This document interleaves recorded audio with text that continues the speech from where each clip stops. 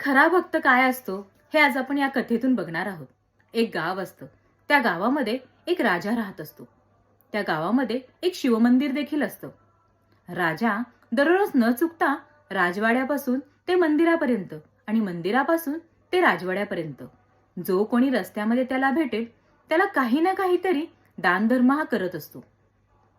एक दिवस काय होतं की तो रस्त्याने जात असताना लोक चर्चा करतात की हा राजा दररोज काही ना काहीतरी दानधर्म करून रोज नित्यनेमाने शिवाची पूजा करतो आहोत. तरी देखील आजपर्यंत शिव याच्यावरती प्रसन्न झाले नाहीत. आणि हीच वार्ता शंकर पार्वती दोघेही ऐकतात. पार्वतीही ऐकते. पार्वती शंकरांना म्हणते, अहो, हा भक्त तर दररोज तुमची सेवा करतो, तरी देखील तुम्ही आजपर्यंत याच्यावरती प्रसन्न का नाही झालात? शंकर नुसतेच हसतात आणि म्हणतात, अगं, याला खरी भक्ती म्हणतात का? तुला खरा भक्त पाहायचा असेल तर चल, माझ्यासोबत चल.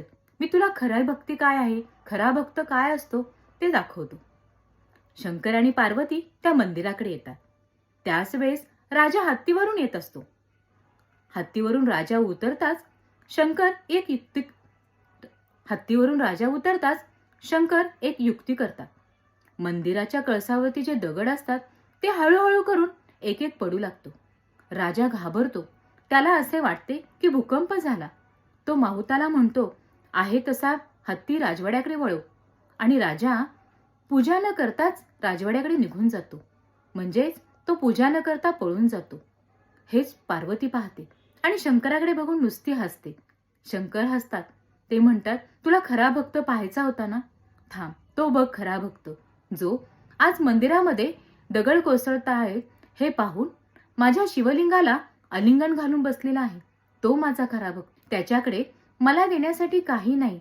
नित्यनेमाने तो माझ्याकडे येऊन फक्त मला नमस्कार घालून जातो.